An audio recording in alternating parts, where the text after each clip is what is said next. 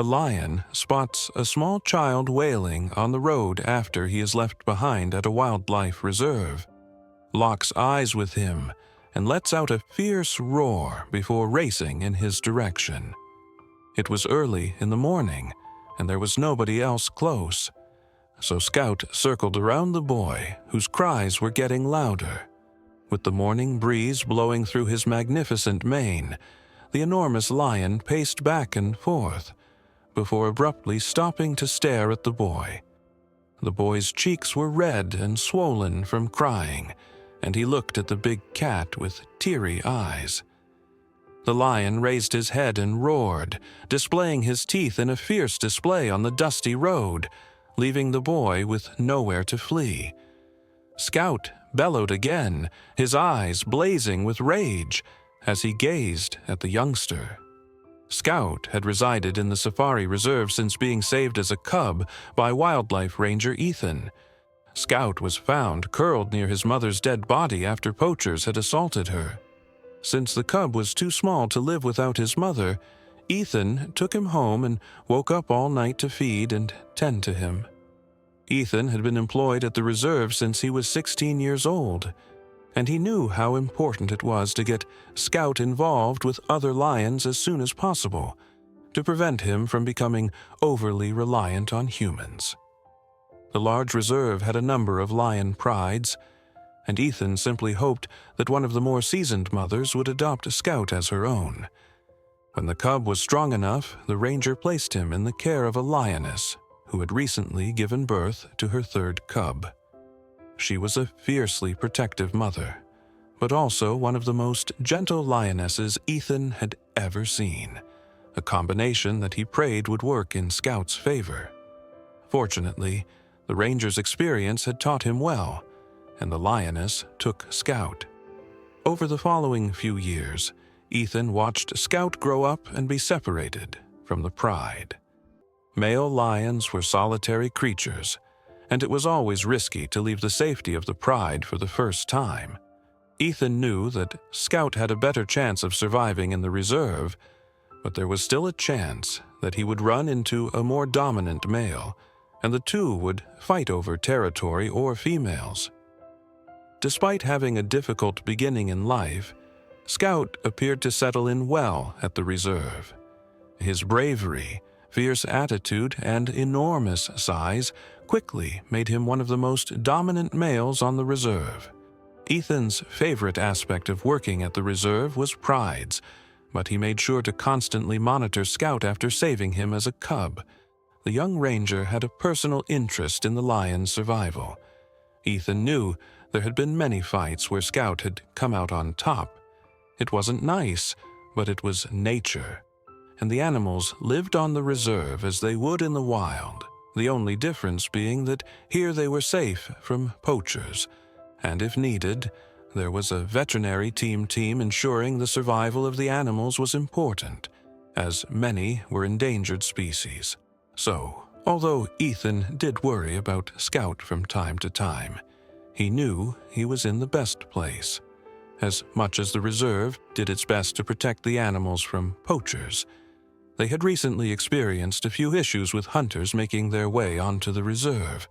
Although no animals had been hurt yet, it was now of the utmost importance to strengthen the boundaries around the reserve and stop the poachers. It was through these weakened boundaries that Scout would find himself coming face to face with a crying child. The solitary lion awoke from his slumber. The sun was rising, and the lions were the most active in the cooler parts of the day. Scout's stomach let out a low growl, and the lion lazily stretched. It was time to hunt, finding food while not being part of a pro. The enormous lion stood and stretched once more, his enormous paws reaching out in front of him, but something made the lion stop. A sound carried by the breeze and a strange, familiar scent in the air caught his attention. The lion followed his senses, and abruptly, on the dirt road, he saw an abandoned boy sobbing.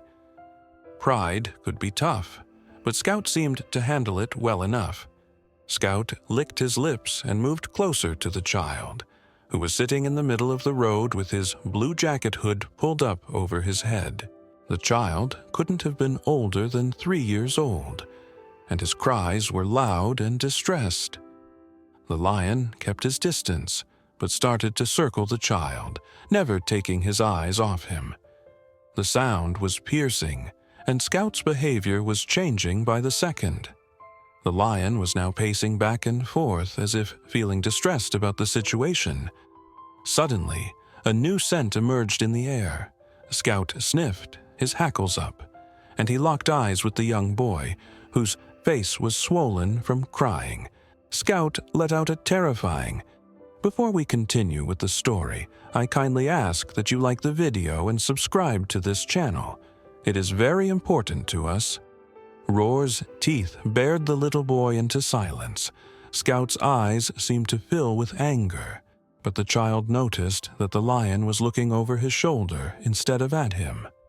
Suddenly, Scout charged toward the little boy and jumped over his head. The little boy turned around when he heard a terrible thumping sound, and there was a second lion pinned on the ground. Scout was towering over him, roaring, and swiping with his enormous claws. The two lions fought for a short while, but Scout was too strong for Ethan as he was walking down the dirt road. The second lion struggled to break free from Scout's claws, which is not a common sight for a ranger. But when he saw the little boy only a few feet from the lions, he felt sick. He didn't know how a child had entered the reserve, but he knew he was in danger. When Ethan depressed the pedal and sent his jeep hurtling toward the boy, the larger lion roared and turned around to face the child, while the second lion broke free from Scout's weight and staggered off. Ethan loved Scout more than anything in the world, but if he had hurt the little boy, it would have been a disaster for the reserve. However, what happened next nearly sent Ethan crashing his jeep as he scanned his territory to make sure there was nothing else that could harm the child. He thought back to the day he'd found Scout whimpering up against his mother's body, and Scout had been protecting the child, attacking the other lion to save the boy. Whatever had happened, Ethan was shocked, and the ranger sincerely hoped he had made the right decision, because even with the lion protecting him, he had to get the boy off the road and find out what had happened. If Scout wouldn't let him near the child, he didn't know what he would do. Ethan turned off the engine and carefully opened the jeep door. Of all the rangers at the reserve, Scout trusted Ethan the most.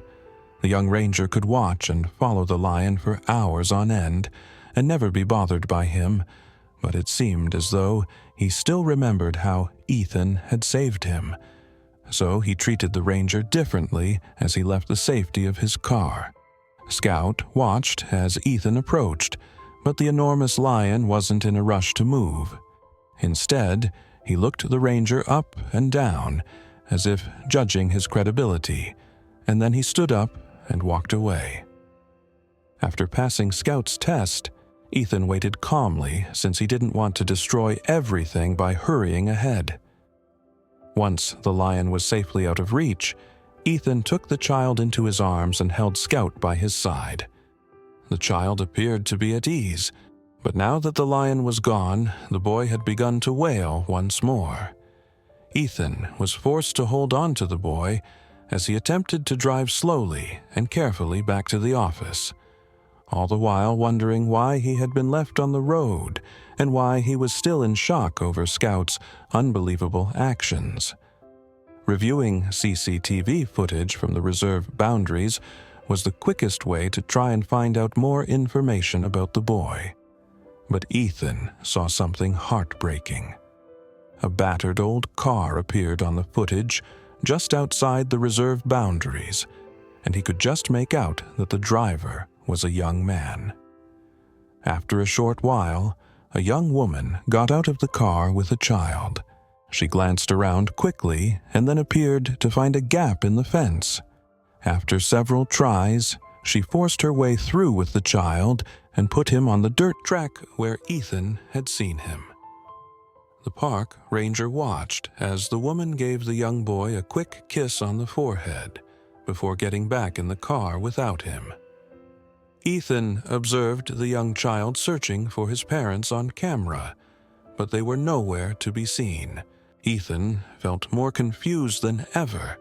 The forehead kiss had been tender and loving and something told Ethan that the woman had felt like she had no choice but to abandon the little boy. But why, inside the reserve where he'd be in danger, did she think the security cameras would be manned so the child would be picked up immediately? Did she think there was a ranger close by to rescue the child? The young man guessed he'd never know all the answers to his questions. He was, of course, going to do all he could to find the little boy's parents. But something told him that they were long gone. After viewing the footage, Ethan made the little boy something to eat. The child seemed to have calmed down, so the ranger decided now was a good time to try and get some information from him before he had to phone the authorities.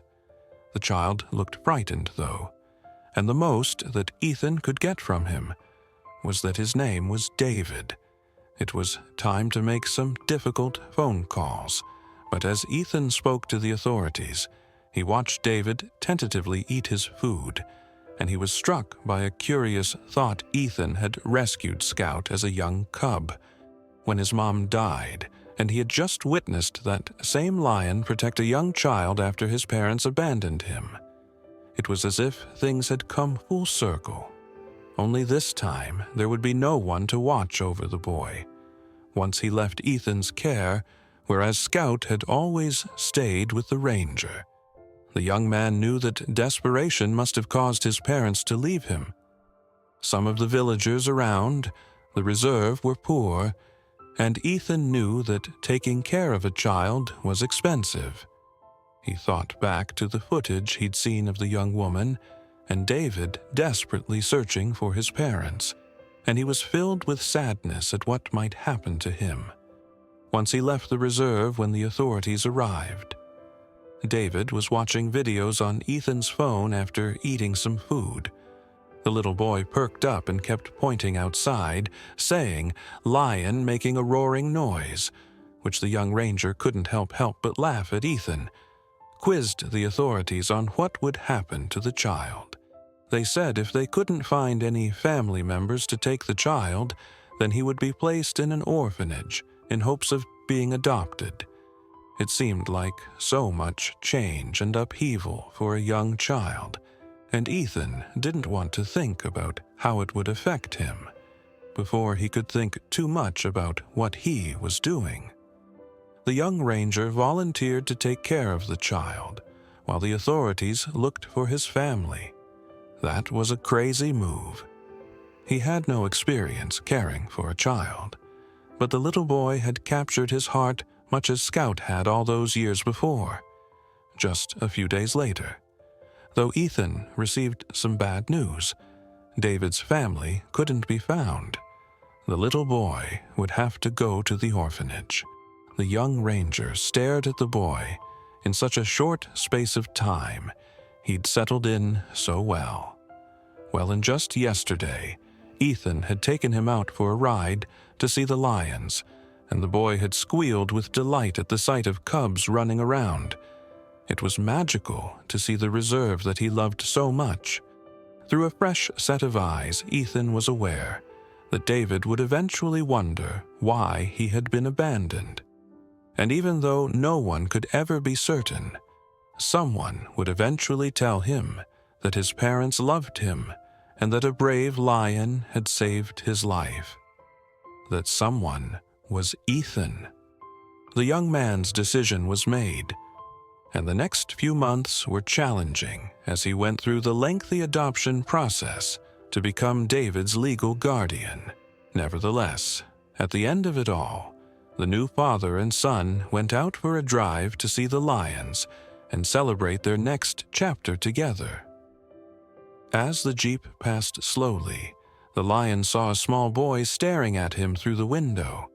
With a rescued lion and child as part of his family, the ranger's life may seem unconventional, but he wouldn't have it any other way. Scout languidly lifted his head to gaze at the man who had now not only saved him, but also a young boy. Ethan couldn't wait to tell his son everything about Scout's story as soon as he was old enough to comprehend. Was this story enjoyable to you? If you have ever seen a lion, please share your thoughts in the comment section below. If you enjoyed the story, please subscribe to this channel and leave a like. Ethan truly demonstrated that he has a big heart, which always requires courage. Thank you so much for listening, and I hope you have a wonderful day.